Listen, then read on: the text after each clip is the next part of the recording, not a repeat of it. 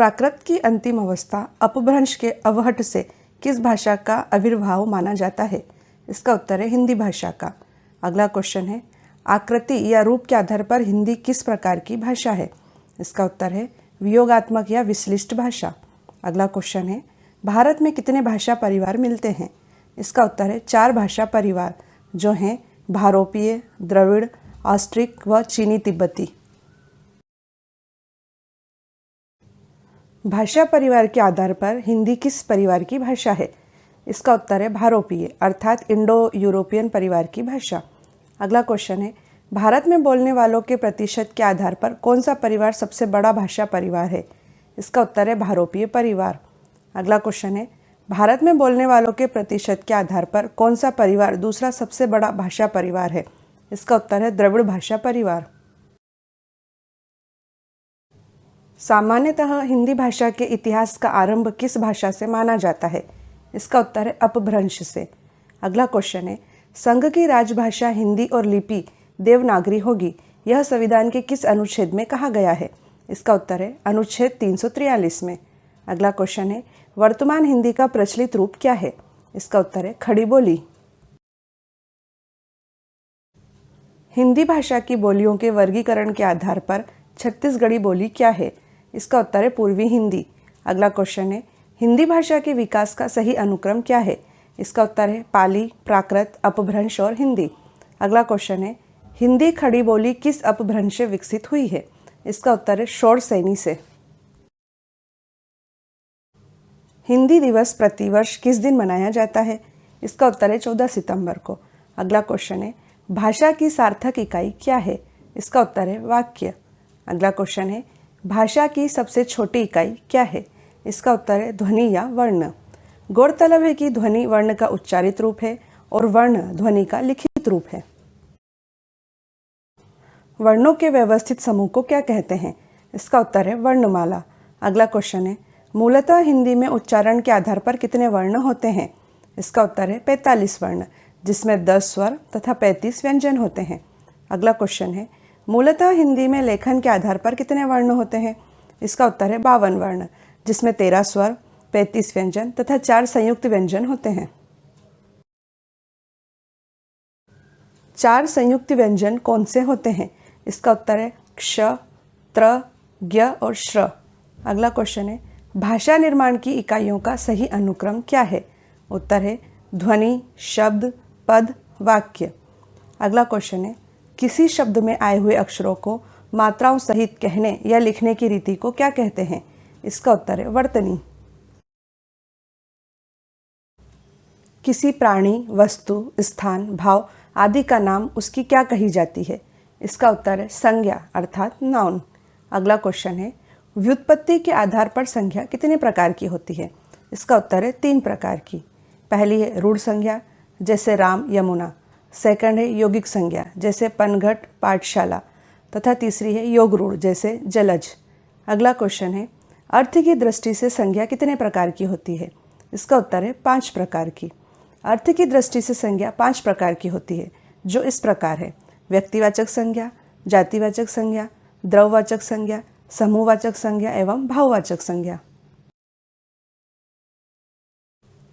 वह संज्ञा जो किसी व्यक्ति, स्थान या वस्तु का बोध कराती है, जैसे राम, गंगा, रायपुर, हिमालय आदि, किस प्रकार की संज्ञा कहलाती है? उत्तर है व्यक्तिवाचक संज्ञा। अगला क्वेश्चन है, जिस संज्ञा शब्द से उस सामग्री या पदार्थ का बोध होता है जिससे कोई वस्तु बनी है, जैसे सोना, चांदी, तांबा, लोहा, तेल, पानी, घी, धुआं, ऑक्सीजन आदि, इस प्रकार की संज्ञा क्या कहलाती है? इसका उत्तर है द्रववाचक संज्ञा। अगला क्वेश्चन है, वह संज्ञा जो एक ही प्रकार की वस्तुओं का अर्थात पूरी जाति का बोध कराती है, जैसे नदी, पर्वत, लड़की, लड़का आदि, किस प्रकार की संज्ञा कहलाती है? इसका उत्तर है जातिवाचक संज्ञा। इसे हम एक उदाहरण से समझने का प्रयास करते हैं। जैसे नदी एक जातिवाचक संज्ञा है, क्योंकि यह हमें सभी नदियों का बोध कराती है, किंतु महानदी छत्तीसगढ़ राज्य की एक विशेष नदी का नाम है, इसलिए महानदी व्यक्तिवाचक संज्ञा है।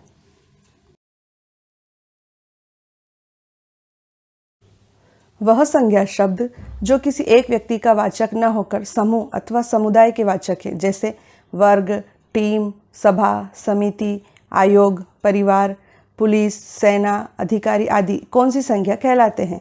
इसका उत्तर है समूहवाचक संज्ञा। अगला क्वेश्चन है, वह संज्ञा शब्द जो किसी भाव, गुण, दशा आदि का ज्ञान कराने वाले होते हैं, जैसे क्रोध, मिठास, यौवन आदि कौन सी संज्ञा कहलाते हैं? इसका उत्तर है भाववाचक संज्ञा। अगला क्वेश्चन है, शब्द के जिस रूप से यह जाना जाता है कि वर्णित वस्तु या व्यक्ति पुरुष जाति का है या स्त्री जाति का है, उसे लिंग अर्थात जेंडर कहते हैं। लिंग के द्वारा संज्ञा, सर्वनाम, विशेषण आदि शब्दों की जाति का बोध होता है। हिंदी में कितने लिंग हैं? इसका उत्तर है 2 लिंग है, जो है पुल्लिंग और स्त्रीलिंग। विकारी शब्दों के जिस रूप से उनकी संख्या का बोध होता है उसे वचन कहते हैं। हिंदी में कुल कितने वचन हैं?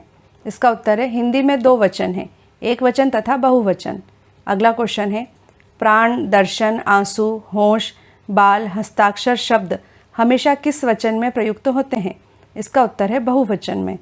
अगला क्वेश्चन है, संज्ञा या सर्वनाम का वाक्य के अन्य पदों विशेषतः क्रिया से जो संबंध होता है उसे क्या कहते हैं? इसका उत्तर है कारक। इसे हम एक उदाहरण से समझते हैं। लक्ष्मण ने इंद्रजीत को बाण से मारा।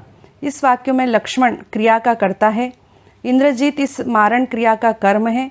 बाण से यह क्रिया संपन्न की गई है, अतः बाण क्रिया का साधन होने से करण कारक है। हिंदी में कारकों की संख्या कितनी मानी गई है? इसका उत्तर है 8 कारक। अगला क्वेश्चन है, हिंदी में 8 कारक कौन कौन से हैं? इसका उत्तर है कर्ता, कर्म, करण, संप्रदान, अपादान, संबंध, अधिकरण तथा संबोधन। अगला क्वेश्चन है, कर्ता कारक का कारक चिन्ह क्या होता है? इसका उत्तर है ने। कर्ता कारक का उदाहरण है, अध्यापक ने विद्यार्थी को डांटा। कर्म कारक का कारक चिन्ह क्या होता है? इसका उत्तर है को। कर्म कारक का उदाहरण है, माँ ने बच्चे को खाना खिलाया। अगला क्वेश्चन है, करण कारक का कारक चिन्ह क्या होता है? इसका उत्तर है से या के द्वारा। करण कारक का उदाहरण है, वह लड़का ठंड से कांप रहा था। अगला क्वेश्चन है, संप्रदान कारक का कारक चिन्ह क्या होता है? इसका उत्तर है को, के लिए। संप्रदान कारक का उदाहरण है, भूखे के लिए रोटी लाओ। अपादान कारक का कारक चिन्ह क्या होता है? इसका उत्तर है से। अपादान कारक का उदाहरण है, पेड़ से आम नीचे गिर गया। अगला क्वेश्चन है, संबंध कारक का कारक चिन्ह क्या होता है? इसका उत्तर है का, के, की। संबंध कारक का उदाहरण है, यह दीपिका का घर है। नेक्स्ट क्वेश्चन है, अधिकरण कारक का कारक चिन्ह क्या होता है? इसका उत्तर है में, पर। अधिकरण कारक का उदाहरण है, वीर सिपाही युद्ध भूमि में मारा गया। संबोधन कारक का कारक चिन्ह क्या होता है? इसका उत्तर है हे, अरे, ओ, ए।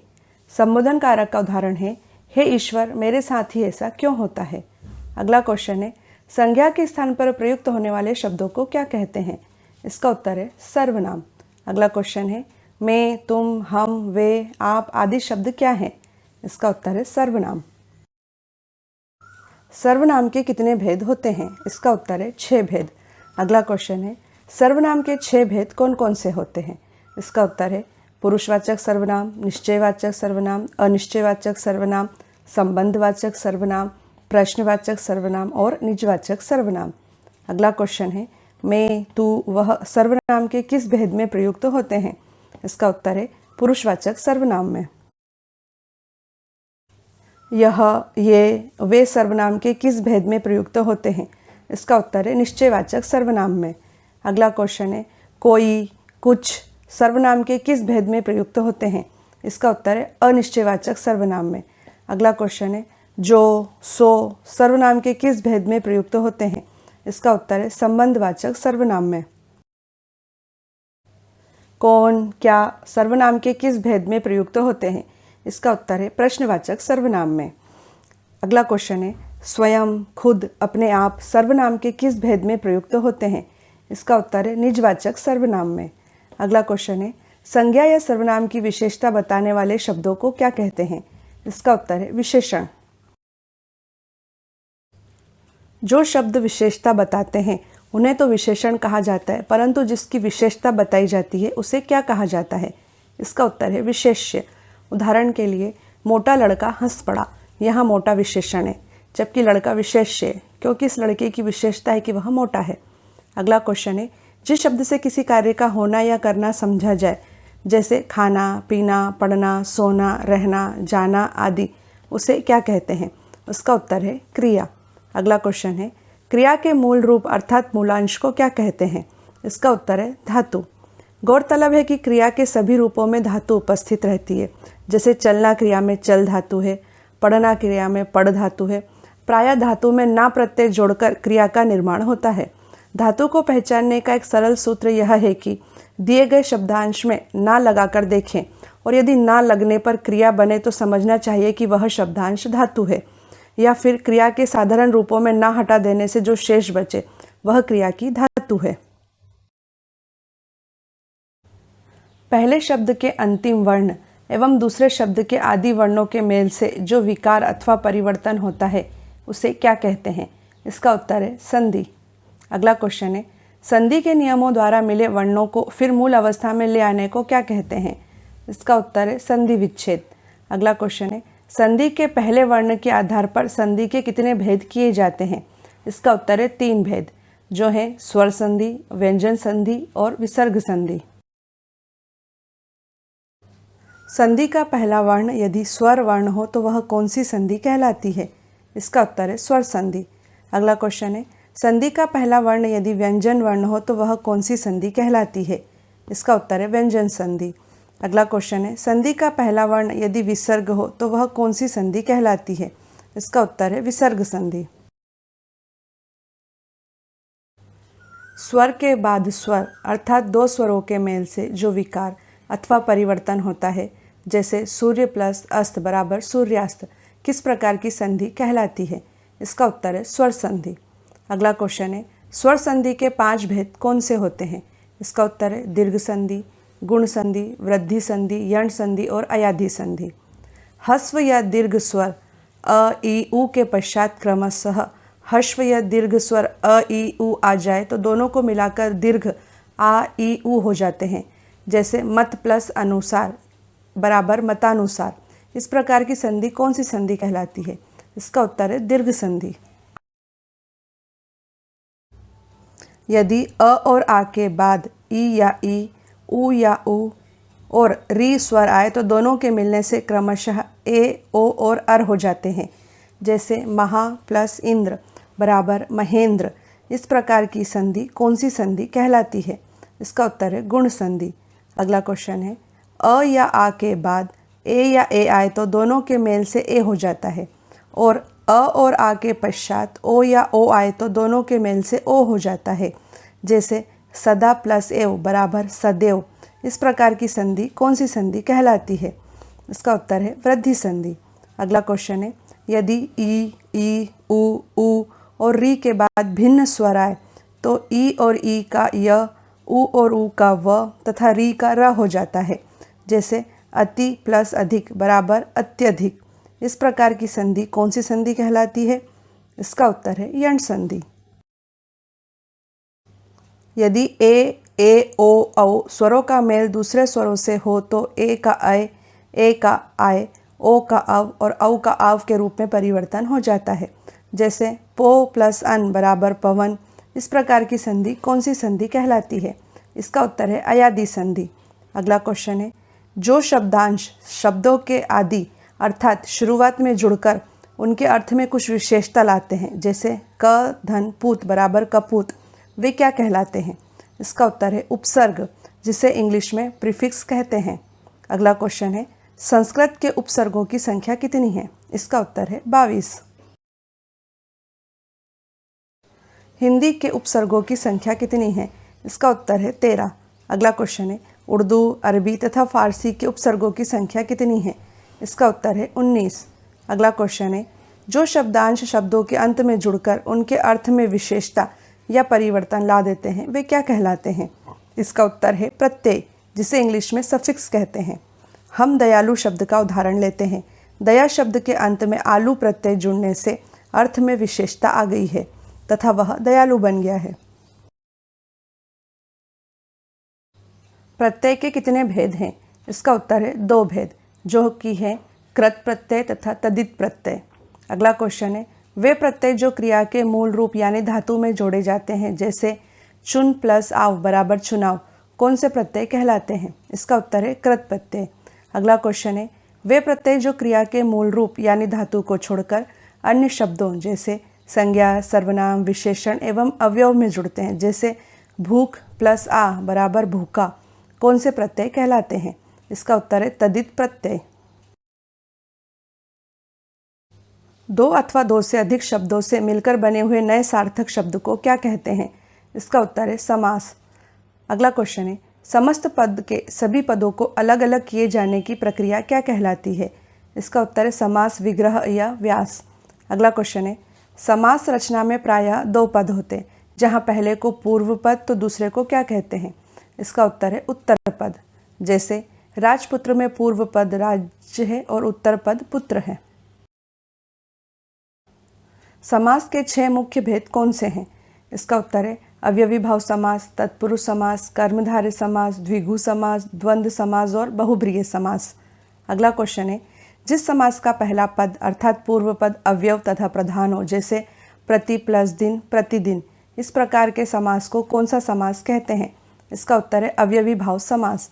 अगला क्वेश्चन है, जिस समास में बाद का अथवा उत्तर पद प्रधान होता है तथा दोनों पदों के बीच का कारक चिन्ह लुप्त हो जाता है, जैसे राजा का कुमार बराबर राजकुमार, उसे कौन सा समास कहते हैं? इसका उत्तर है तत्पुरुष समास। जिस समस्त पद का उत्तर पद प्रधान हो तथा पूर्व पद व उत्तर पद में उपमान उपमेय अथवा विशेषण विशेष से संबंध हो, जैसे महान है जो देव बराबर महादेव, किस प्रकार का समास कहलाता है? उत्तर है कर्मधारय समास। अगला क्वेश्चन है, जिस समस्त पद का पूर्व पद संख्यावाचन विशेषण हो, जैसे दो पहरों का समूह बराबर दोपहर, किस प्रकार का समास कहलाता है? इसका उत्तर है द्विगु समास। अगला क्वेश्चन है, जिस समस्त पद के दोनों पद प्रधान हो तथा विग्रह करने पर और एवं या अथवा लगता हो, जैसे सुख और दुख बराबर सुख दुख, माता और पिता बराबर माता पिता, किस प्रकार का समास कहलाता है? इसका उत्तर है द्वंद्व समास। जिस समस्त पद में कोई पद प्रधान नहीं होता तथा दोनों पद मिलकर किसी तीसरे नए पद का निर्माण करते हैं, जैसे नीलाकंठ, नील है कंठ जिसका अर्थात शिव, यहाँ पर दोनों पदों ने मिलकर एक तीसरे पद शिव का संकेत किया है, इसीलिए इस प्रकार का समास कौन सा समास कहलाता है? इसका उत्तर है बहुब्रीहि समास। अगला क्वेश्चन है, संधि तथा समास में मुख्य अंतर क्या होता है? इसका उत्तर है संधि वर्णों का मेल है, जबकि समास शब्दों का मेल है। अगला क्वेश्चन है, हिंदी में अनेक शब्द संस्कृत से सीधे आए हैं और आज भी हम इनका उसी रूप में प्रयोग कर रहे हैं, अतः संस्कृत के ऐसे शब्द जिसे हम ज्यों का त्यों प्रयोग में लाते हैं, जैसे अग्नि, वायु, सूर्य आदि, कौन से शब्द कहलाते हैं? इसका उत्तर है तत्सम शब्द।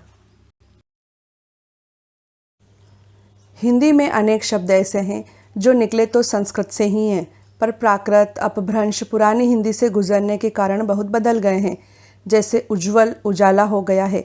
ऐसे शब्द क्या कहलाते हैं? इसका उत्तर है तद्भव शब्द। अगला क्वेश्चन है, ऐसे शब्द जो क्षेत्रीय प्रभाव के कारण परिस्थिति व आवश्यकता अनुसार प्रचलित हो गए हैं, जैसे थैला, गड़बड़, पेट, पगड़ी, लोटा आदि, ऐसे शब्द क्या कहलाते हैं? इसका उत्तर है देशज या देशी शब्द। अगला क्वेश्चन है, अन्य देश की भाषा से आए हुए शब्द कौन से शब्द कहलाते हैं? इसका उत्तर है विदेशज शब्द। गौरतलब है कि हिंदी में अनेक शब्द ऐसे हैं जो हैं तो विदेशी मूल के हैं, परंतु परस्पर संपर्क के कारण हमारे यहाँ प्रचलित हो गए हैं। विदेशज शब्दों में से कुछ को ज्यों का त्यों अपना लिया गया है, जैसे ऑर्डर, कंपनी, कैंप, क्रिकेट इत्यादि, जबकि कुछ को हिंदीकरण अर्थात तदभवीकरण करके अपनाया गया है, जैसे ऑफिसर का अफसर, लेंटर्न का लालटेन, हॉस्पिटल का अस्पताल, कैप्टन का कप्तान इत्यादि। काव्य को पढ़ने या सुनने से जिस आनंद की अनुभूति होती है उसे क्या कहा जाता है? इसका उत्तर है रस। अगला क्वेश्चन है, मूलतः रस नोही माने जाते हैं, परंतु बाद में हिंदी भाषा के आचार्यों ने किन दो और रसों को मान्यता दी है? इसका उत्तर है वत्सल्य रस व भक्ति रस। श्रृंगार रस के व्यापक दायरे में वत्सल रस व भक्ति रस आ जाते हैं, इसीलिए रसों की संख्या नोही मानना ज़्यादा उपयुक्त है। अगला क्वेश्चन है, श्रृंगार रस का स्थायी भाव क्या है? इसका उत्तर है रति या प्रेम। हास्य रस का स्थायी भाव क्या है? इसका उत्तर है हास। अगला क्वेश्चन है करुण रस का स्थायी भाव क्या है? इसका उत्तर है शोक। अगला क्वेश्चन है वीर रस का स्थायी भाव क्या है? इसका उत्तर है उत्साह। रौद्र रस का स्थायी भाव क्या है? इसका उत्तर है क्रोध। अगला क्वेश्चन है भयानक रस का स्थायी भाव क्या है? इसका उत्तर है भय। अगला क्वेश्चन है विभत्स रस का स्थायी भाव क्या है? इसका उत्तर है जुगुप्सा या घृणा। अद्भुत रस का स्थायी भाव क्या है? इसका उत्तर है विस्मय या आश्चर्य। अगला क्वेश्चन है शांत रस का स्थायी भाव क्या है? इसका उत्तर है शम या निर्वेद। अगला क्वेश्चन है वत्सल्य रस का स्थायी भाव क्या है? इसका उत्तर है वात्सल्य रति। भक्ति रस का स्थायी भाव क्या है? इसका उत्तर है भगवद विषयक रति या अनुराग। अगला क्वेश्चन है किस रस को रसराज या रसपति कहा जाता है? इसका उत्तर है श्रृंगार रस को।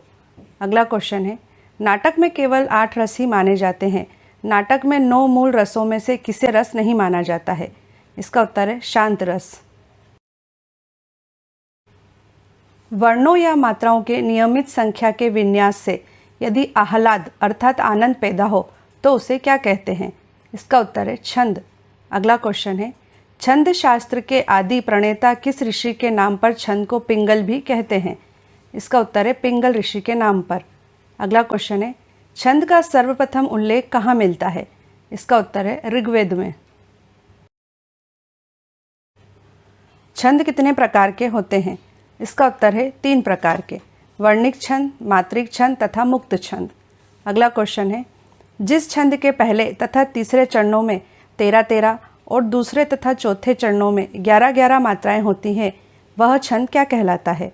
इसका उत्तर है दोहा। अगला क्वेश्चन है चौपाई के प्रत्येक चरण में कितनी मात्राएं होती हैं? इसका उत्तर है 16 मात्राएं। अर्धसम मात्रिक छंद के उदाहरण क्या है? इसका उत्तर है दोहा, सोरठा, बरवे और उल्लाला। अगला क्वेश्चन है दोहा का उल्टा क्या होता है? इसका उत्तर है सोरठा। अगला क्वेश्चन है जिस छंद के पहले तथा तीसरे चरणों में 11-11 और दूसरे तथा चौथे चरणों में 13-13 मात्राएं होती हैं वह छंद क्या कहलाता है? इसका उत्तर है सोरठा।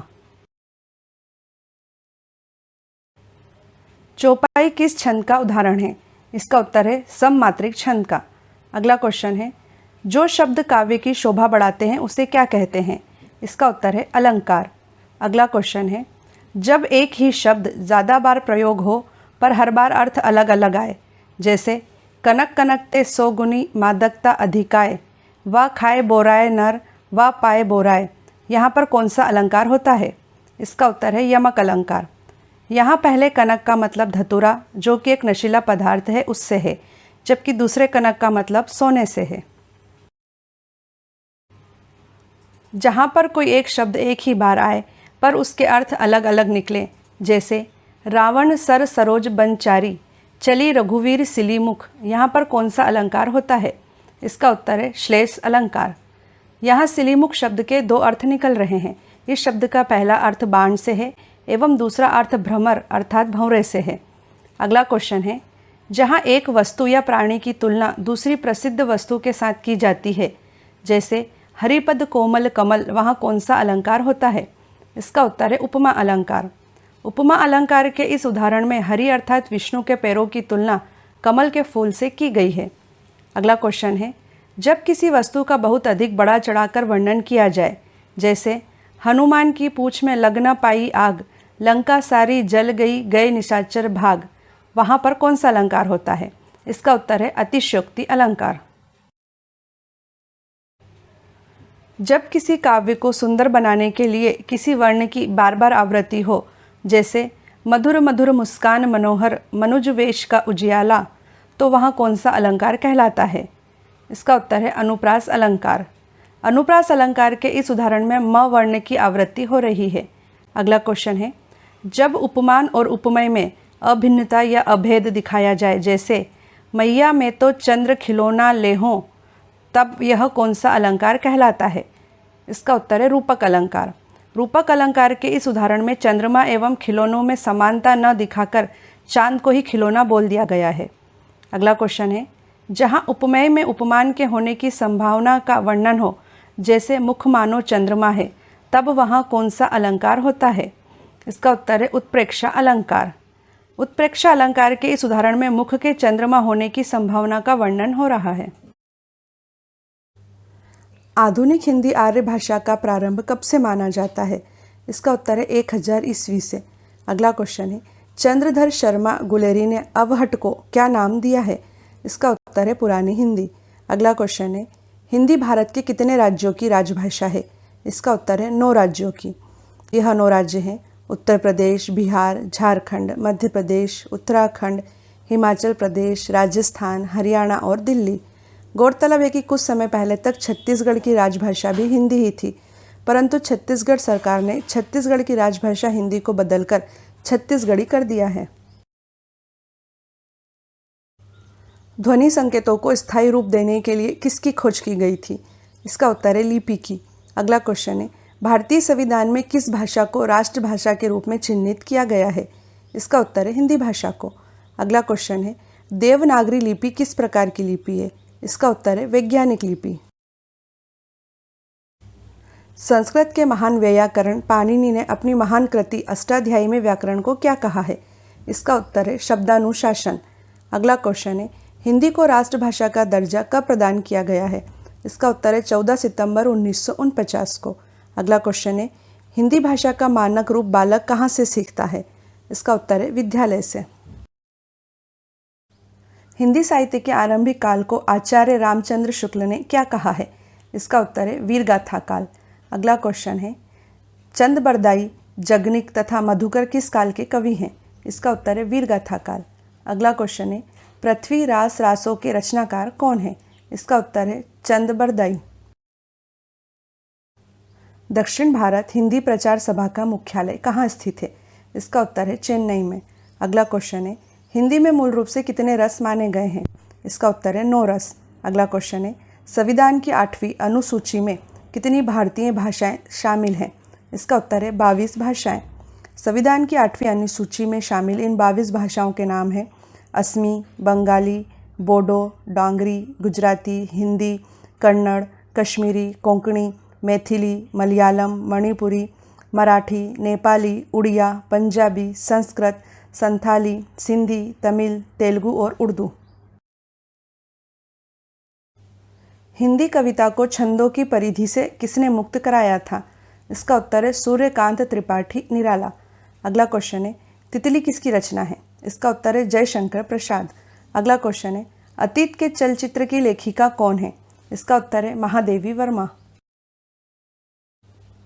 कबीरदास की भाषा क्या थी? इसका उत्तर है सग्गुपकड़ी भाषा। अगला क्वेश्चन है, शिवा वावनी के रचनाकार कौन है? इसका उत्तर है भूषण। अगला क्वेश्चन है, प्रबंध काव्य ग्रंथ यशोधरा में प्रयुक्त पंक्ति सखी वे मुझसे कहकर जाते के रचयिता कौन है? इसका उत्तर है मैथिली शरण गुप्त। पल्लव के रचयिता कौन है? इसका उत्तर है सुमिंद्रानंदन पंत। अगला क्वेश्चन है, चिंतामणि के रचयिता कौन है? इसका उत्तर है पंडित रामचंद्र शुक्ल। अगला क्वेश्चन है, कबीरदास किस काव्य के प्रमुख कवि हैं? इसका उत्तर है निर्गुण भक्ति काव्य। पंचतंत्र के रचनाकार कौन है? इसका उत्तर है विष्णु शर्मा।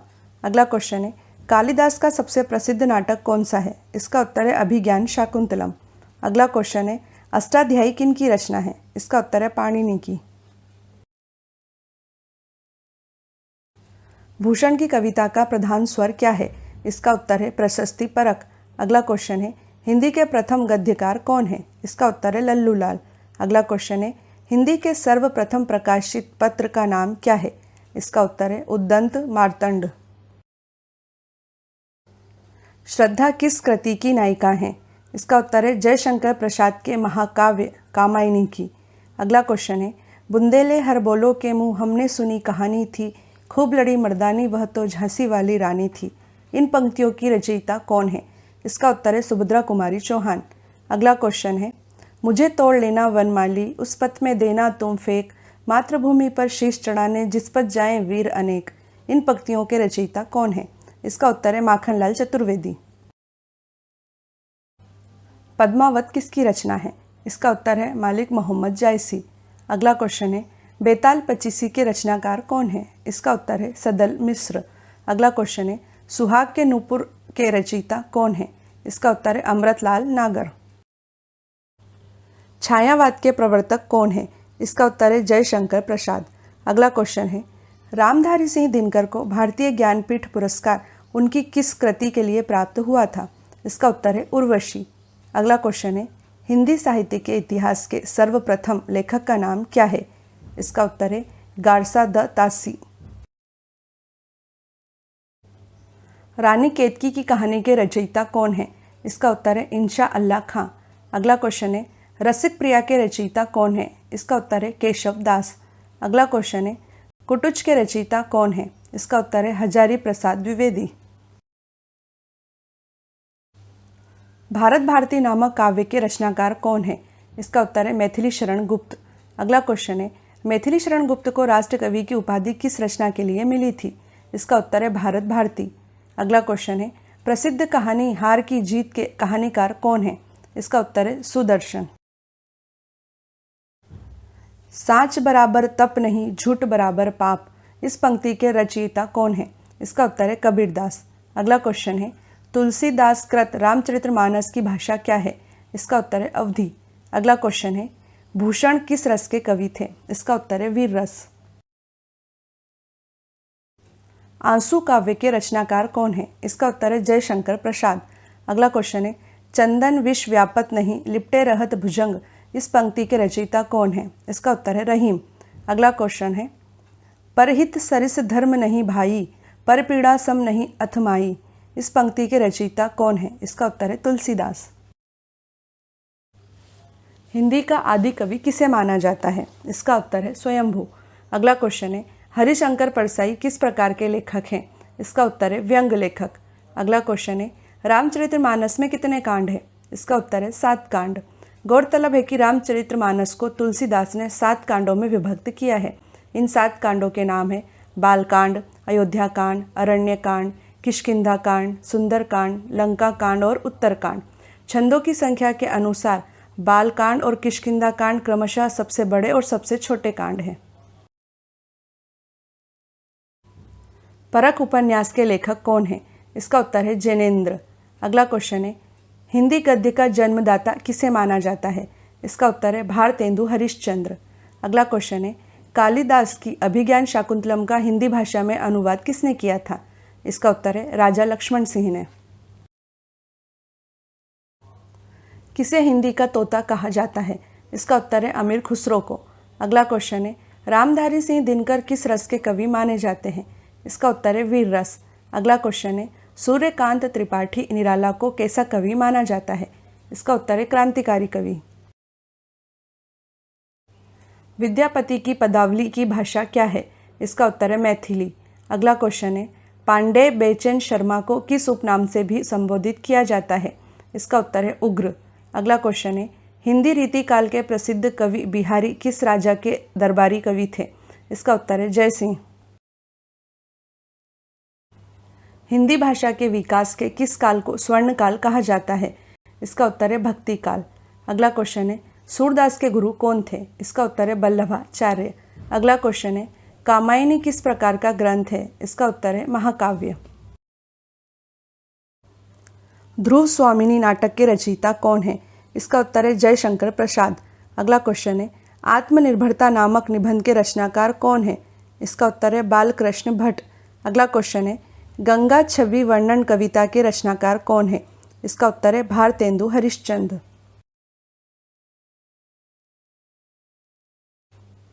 संदेश रासक के रचयिता कौन है? इसका उत्तर है अब्दुल रहमान। अगला क्वेश्चन है साखी के रचयिता कौन है? इसका उत्तर है कबीरदास। अगला क्वेश्चन है बेर क्रोध का अचार या मुरब्बा है, यह प्रसिद्ध कथन किसका है? इसका उत्तर है रामचंद्र शुक्ल। भ्रमर गीत के रचयिता कौन है? इसका उत्तर है सूरदास। अगला क्वेश्चन है ईदगाह कहानी के रचनाकार कौन है? इसका उत्तर है प्रेमचंद। अगला क्वेश्चन है वीरों का कैसा हो वसंत कविता की रचयिता कौन है? इसका उत्तर है सुभद्रा कुमारी चौहान। नाभादास, नंददास, रसखान तथा अमीर खुसरो में से कौन भक्ति काल का कवि नहीं है? इसका उत्तर है अमीर खुसरो। अगला क्वेश्चन है बिहारी ने क्या लिखे हैं? इसका उत्तर है दोहे। अगला क्वेश्चन है चांद का मुंह टेढ़ा है काव्य के रचयिता कौन है? इसका उत्तर है गजानन माधव मुक्तिबोध। शब्दार्थो सहितम काव्यम, यह उक्ति किसकी है? इसका उत्तर है भामह की। अगला क्वेश्चन है ढाई अक्षर प्रेम के पढ़े सो पंडित होए, प्रस्तुत पंक्ति की रचयिता कौन है? इसका उत्तर है कबीरदास। अगला क्वेश्चन है वही मनुष्य है जो मनुष्य के लिए मरे, प्रस्तुत पंक्ति के रचयिता कौन है? इसका उत्तर है मैथिली शरण गुप्त। तुलसीदास ने अपनी रचनाओं में किसका वर्णन किया है? इसका उत्तर है भगवान राम का। अगला क्वेश्चन है ज्ञानपीठ पुरस्कार पाने वाले हिंदी के प्रथम साहित्यकार कौन है? इसका उत्तर है सुमिंद्रानंदन पंत। अगला क्वेश्चन है विनय पत्रिका के रचयिता कौन है? इसका उत्तर है तुलसीदास। रामलला नहचू के रचनाकार कौन है? इसका उत्तर है तुलसीदास। अगला क्वेश्चन है जाकी रही भावना जैसी प्रभु मूरत देखी तिन तैसी, प्रस्तुत पंक्ति के रचयिता कौन है? इसका उत्तर है तुलसीदास। अगला क्वेश्चन है प्रेम पचीसी कहानी संग्रह के रचनाकार कौन है? इसका उत्तर है प्रेमचंद। मेला आंचल के लेखक कौन है? इसका उत्तर है फणीश्वर नाथ रेणु। अगला क्वेश्चन है चरणदास चोर किसकी प्रसिद्ध नाट्य कृति है? इसका उत्तर है हबीब तनवीर। अगला क्वेश्चन है ज्ञान मार्गी शाखा के कवियों को किस नाम से पुकारा जाता है?